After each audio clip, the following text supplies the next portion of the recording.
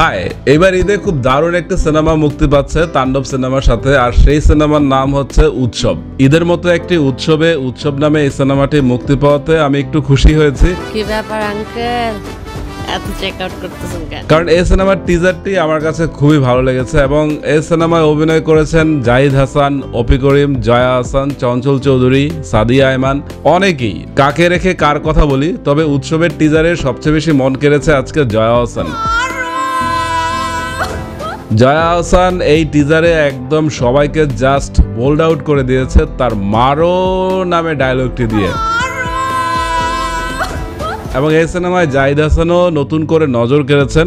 জাহিদ হাসান এক সময় নাটক ইন্ডাস্ট্রির কিং ছিল বলা যায়, তার কমেডি টাইমিং ছিল দারুণ। হুমায়ুন আহমেদ যখন বেঁচে ছিলেন তখন হুমায়ুন আহমেদ এবং জাহিদ হাসান দুই মিলে জাস্ট ভক্তদের খুশি করার কাজটি কিন্তু করেছেন, যেমনটি করেছিলেন ইন্ডিয়াতে প্রিয়দর্শন এবং অক্ষয় কুমার। অক্ষয়ের কমেডি টাইমিং যেরকম মারাত্মক, সেরকম জাহিদ হাসানের কমেডি টাইমিং কিন্তু মারাত্মক লেভেলের ছিল এক সময়।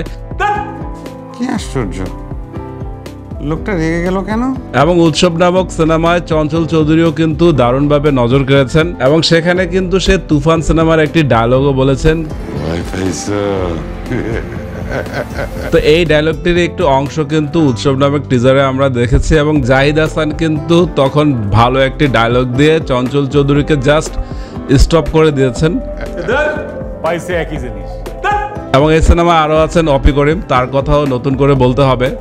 অপি করিম আমার নিজেরও পছন্দের একজন অভিনেত্রী বলা যায়। তার নাটক আমার খুবই পছন্দের তালিকায় থাকবে সব সময় এবং তার হাসিটিও চমৎকার। তো সব মিলিয়ে আজকের উৎসবের টিজারে যেই ভাইবটি আমরা পেলাম, মনে হচ্ছে যে একটি কমেডি সিনেমা আসছে এবং সিনেমাটি যদি চিত্রনাট্যটি ঠিকমতো সাজাতে পারে তানিম নূর, আমার মনে হয় যে এই সিনেমা আসলে তাণ্ডবকেও ছেড়ে কথা বলবে না। দর্শককে সিনেমায় টানার ক্ষমতা এই সিনেমার প্রচুর আছে। এখন শুধুমাত্র একটি জমজমার চিত্রনাট্য আমাদের দরকার। যদি উৎসব এই কাণ্ডটি করতে পারে যে দর্শককে একদম প্রথম থেকে শেষ দৃশ্য পর্যন্ত জাস্ট আমি কমেডি টাইমিং গুলো বলবো এবং ক্রিঞ্জ বলবো না, যদি ক্রিঞ্জ টাইপের হয়ে যায় তাহলে খুবই দুর্ভাগ্য।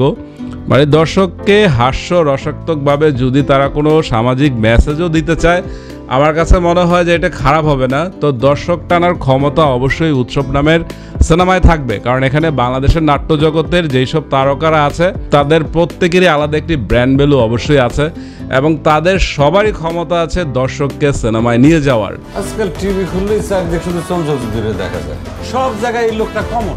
এখন শুধুমাত্র তানিম নূরের কাছে চাহিদা থাকবে সে যাতে একটি জমজমাট চিত্রনাট্য বা স্ক্রিন প্লে আমরা এই সিনেমায় দেখতে পাই। তো দেখা যাক যে জাহিদ হাসানের কমেডি টাইমিং মারাত্মক লেভেলের এবং চঞ্চল চৌধুরীও তার কমেডি টাইমিংও সেরা। সাথে জয়া হাসান আছে, অপি করিম আছে, সাদিয়া আয়মান আছে, সুনরা বিনতে কামাল আছে, তারিক আনাম খান আছে। তো সবাই কিন্তু এই সিনেমায় দারুণ দারুণ সব অভিনেতা অভিনেত্রীরা আছেন।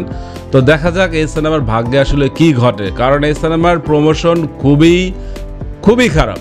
আমি বলবো যে বাংলা সিনেমা তারা করতে চায়, করছে, প্রমোশন ভালোভাবে করতে হবে। ঈদের কিন্তু আর খুব বেশি দেরি নেই, তো তাদের প্রমোশন ওরকম ভাবে সাজাতে হবে যাতে দর্শক, খুব বেশি নিউট্রাল দর্শক কিন্তু এখনো এই সিনেমার নামই জানে না যে এই সিনেমা কখন কোথায় মুক্তি পাবে। তো এরকমও কিন্তু খবর অনেকেই জানে না। তো এই জানানোর কাজটি কিন্তু করতে হবে উৎসব টিমের পক্ষ থেকেই। তো আমরা যারা রিভিউ করে আমরা কিন্তু ভালো সিনেমার সাথে সবসময় আছি। তো আমি চাইবো তারা জমজমাট একটা সিনেমা উপহার দিক, তো বাকিটা তাদের হাতেই। তো সবাই ভালো থাকবেন, বাই।